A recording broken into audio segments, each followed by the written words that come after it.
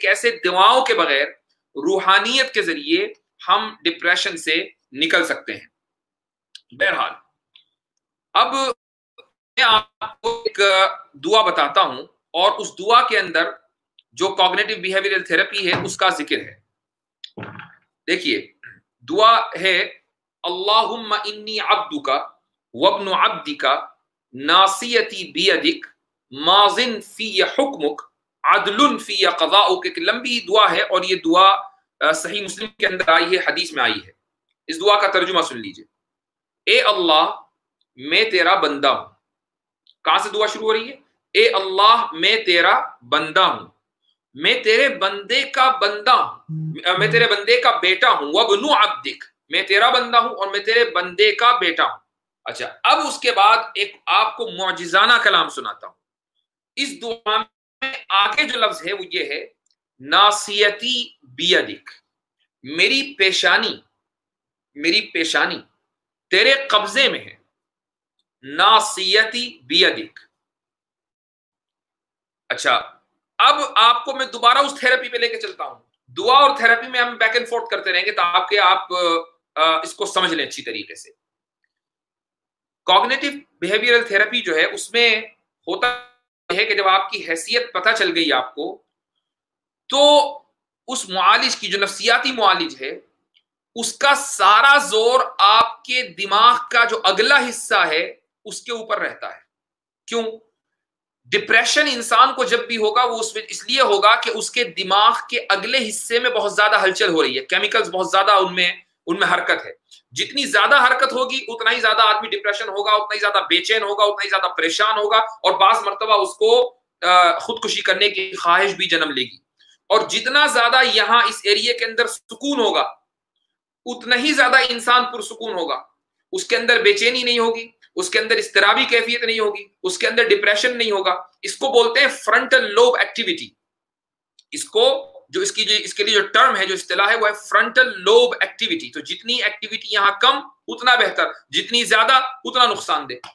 اب دیکھیے نبی کریم صلی اللہ علیہ وسلم نے کیا سکھایا کہ میری ناصیتی بیدک، کہ میری فرنٹل لوب اے اللہ تیرے قبضے میں ہے، کہ میرے دماغ کا جو اگلا حصہ ہے وہ تیرے قبضے میں ہے، کہ تو یہاں کی ایکٹیویٹی کو کم کرنا چاہے تو کر سکتا ہے۔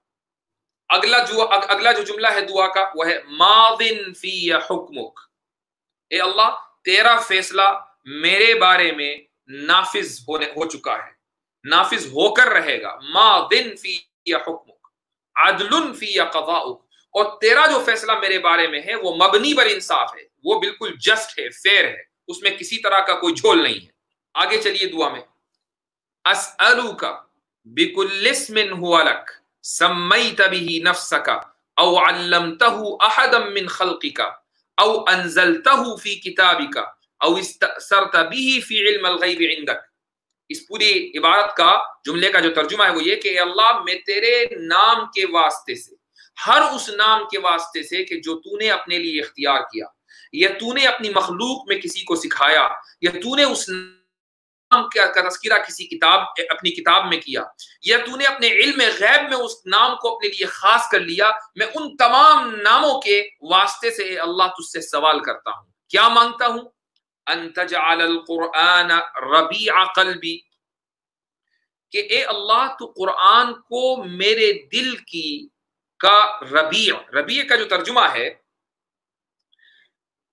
یہ ہے ڈیلائٹ، یعنی خوشی، میرے دل کی خوشی قرآن کو بنا دے۔ وَنُورَ صَدْرِي، اور میرے سینے کا نور، وَجَلَاءَ حُزْنِي وَذَهَابَ هَمِّي، اور میرے غم کو ختم کرنے اور میری اضطرابی اور ڈپریشن، میری اضطرابی کیفیت اور ڈپریشن کو دور کرنے کا ذریعہ بنا دے۔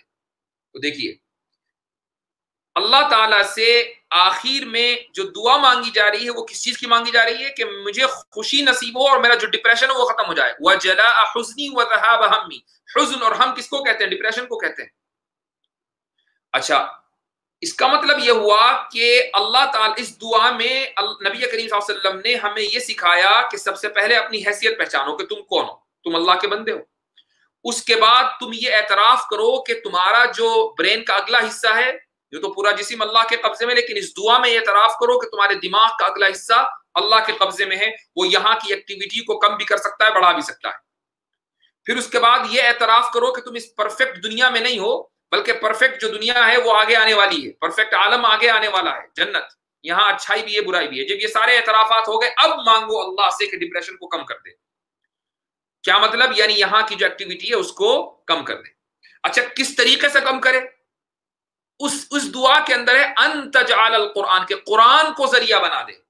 اس کا مطلب یہ ہوا کہ نبی کریم صلی اللہ علیہ وسلم نے علاج بتا دیا کہ اگر کوئی آدمی ڈپریشن میں ہے تو اس کا علاج قرآن ہے، قرآن ہی سے وہ ڈپریشن دور ہوگا۔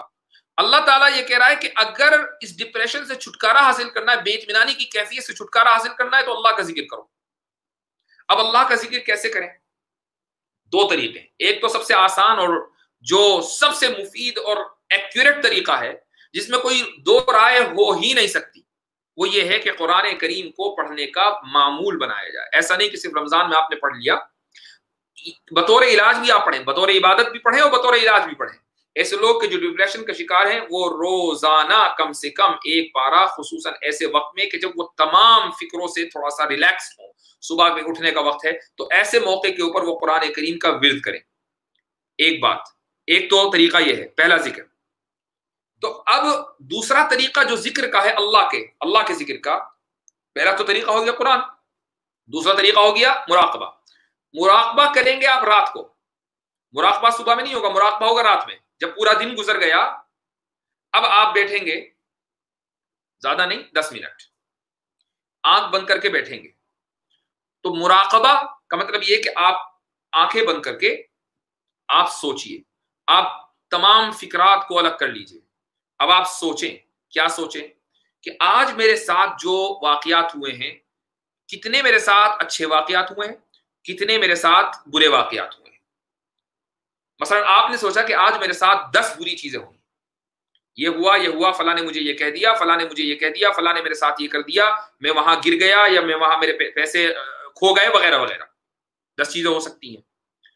تو آپ نے یہ ایک ذہن میں لسٹ بنا لی۔ اس کے بعد آپ کے ساتھ جو اچھی چیزیں ہوئی ہیں، آپ ذہن میں اس کی لسٹ بنائیے۔ یہ کام روزانہ کرنا ہے کہ آج جو ہے فلاں صاحب نے میری اس طرح تعریف کی، آج فلاں شخص نے میرے ساتھ یہ احسان کیا، آج میری انکم بڑھ گئی، آج مجھے اچانک اتنے پیسے ملے، یا آج مجھے تنخواہ ملی، وغیرہ وغیرہ۔ آج بہت سے لوگوں کی ملازمتیں گئیں لیکن میری نہیں گئی۔ آج میں نے بہت سے لوگوں کو دیکھا کہ سڑک کے اوپر چل رہے تھے، ان کے پاس نہ کھانا تھا نہ پانی تھا، اور بھوکے پیاسے وہ اپنے علاقوں سے جا رہے تھے، لیکن میں اپنے گھر میں آرام سے سکون سے بیٹھا ہوا ہوں۔ یہ بھی ایک اچھی چیز ہے، یہ آپ کو ملی ہے، دوسروں کو نہیں ملی۔ یہ ایک نظام ہے اس کائنات کا۔ یہ ساری وہ اچھی چیزیں ہیں جو آپ کو ملی۔ تو آپ نے ایک لسٹ بنا لی اچھی چیزوں کی، اور آپ نے ایک لسٹ بنا لی ان چیزوں کی جن سے آپ کو پرابلم ہوا۔ تو جن چیزوں سے آپ کو پرابلم ہوئی اس پر آپ کریں صبر، کہ ہاں بھائی ٹھیک ہے، اس دنیا کا یہ نیچر ہے، پرابلم تو آتی ہے، میں جنت میں تو بیٹھا ہوا نہیں ہوں۔ اور یہ سوچ کر کیجئے کہ جتنا میں صبر کروں گا اتنا ہی مجھے ثواب ملنا ہے۔ اور جو چیزیں آپ کو اچھی لگی ہیں ان پر آپ کیجئے اللہ کا شکر۔ آپ کہیے اے اللہ تیرا شکر کہ تو نے مجھے اپنے گھر کا آرام نصیب کیا ہے، تیرا شکر کہ افطار میں میرے پاس اتنی چیزیں ہوتی ہیں کہ بہت سے لوگوں کے پاس کھانے کے لیے روٹی نہیں ہوتی، سحری میں بھی میں یہ سوچتا ہوں کہ کیا تو کھاؤں اور کیا چھوڑوں، بہت سے لوگ جو ہے بغیر سحری کے روزہ رکھتے ہیں۔